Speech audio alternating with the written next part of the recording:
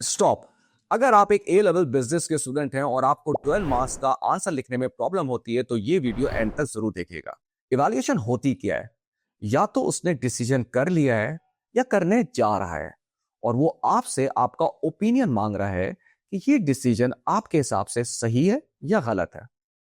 सबसे पहले 12 मार्क्स की मार्क्स डिस्ट्रीब्यूशन को समझते हैं। 12 मार्क्स में जो फर्स्ट 6 मार्क्स हैं उसमें से 2 मार्क्स नॉलेज के हैं, 2 मार्क्स एप्लीकेशन के हैं और 2 मार्क्स एनालिसिस और डेवलप एनालिसिस के हैं। और जो नेक्स्ट 6 मार्क्स है वो है इवैल्यूएशन के। फॉर्मेट को स्टार्ट करने से पहले मैं आपको यह बता दूं कि हम अपने सारे कॉन्सेप्ट इसी फॉर्मेट पे करते हैं। यह हमारी यूएसपी है। अगर आपको भी इसके सैंपल आंसर चाहिए तो कमेंट में यूएसपी लिखें और हम आपको नोट सेंड करेंगे जिससे आपकी आंसर राइटिंग इंप्रूव हो जाएगी। तो आइए अब इसके फॉर्मेट को देखते हैं। पैराग्राफ 1 में आप नॉलेज में बेनिफिट लिखेंगे, फिर उसकी एप्लीकेशन करेंगे, फिर उसका एनालिसिस करेंगे और फिर उसका डेवलप एनालिसिस करेंगे। फिर बिल्कुल इसी तरीके से पैराग्राफ 2 में आप नॉलेज में ड्रॉबैक लिखेंगे, फिर उसकी एप्लीकेशन करेंगे, फिर उसकी एनालिसिस करेंगे और फिर उसका डेवलप एनालिसिस करेंगे। ये 2 पैराग्राफ लिखने से आपको 6 मार्क्स मिल जाएंगे। अब हम स्टार्ट करते हैं इवैल्यूएशन। पैराग्राफ 3 में आप इवैल्यूएशन स्टार्ट करेंगे ओपिनियन प्लस जस्टिफिकेशन से। आपको अपना ओपिनियन देना पड़ेगा और उस ओपिनियन को जस्टिफाई करना पड़ेगा कि आप ऐसा क्यों कह रहे हैं।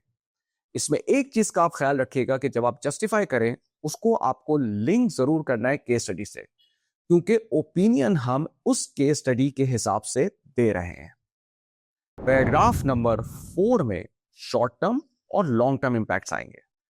हर डिसीजन के शॉर्ट टर्म कॉन्सिक्वेंसेस भी होते हैं और लॉन्ग टर्म, बट इसमें इस चीज का आप ख्याल रखिएगा कि अगर आपने शॉर्ट टर्म में बेनिफिट लिखा है तो लॉन्ग टर्म में ड्रॉबैक लिख दीजिएगा, और अगर शॉर्ट टर्म में ड्रॉबैक लिखा है तो लॉन्ग टर्म में बेनिफिट लिख दीजिएगा। इससे आपका आंसर बैलेंस होगा। पैराग्राफ 5 है डिपेंड्स अपॉन का। यह सबसे इंपॉर्टेंट इवैल्यूएशन होती है।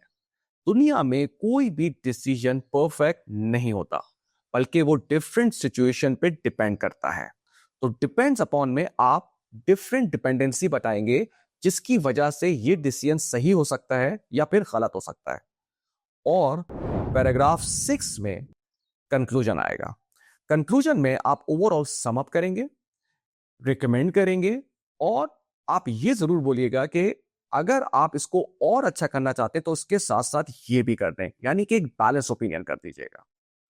और एट द एंड एक लाइन मैं आपको बता रहा हूं, ये जरूर लिखिएगा, ये हर सवाल में फिट हो जाएगी। कंपनी को हर ऑप्शन को केयरफुली इवैल्यूएट करना चाहिए, हर ऑप्शन के प्रोज एंड कॉन्स को वेट करना चाहिए और फिर वो डिसीजन करना चाहिए जिससे कंपनी के लॉन्ग टर्म में फायदा हो। आई होप आपको कॉन्सेप्ट समझ में आ गया होगा। Thank you so much.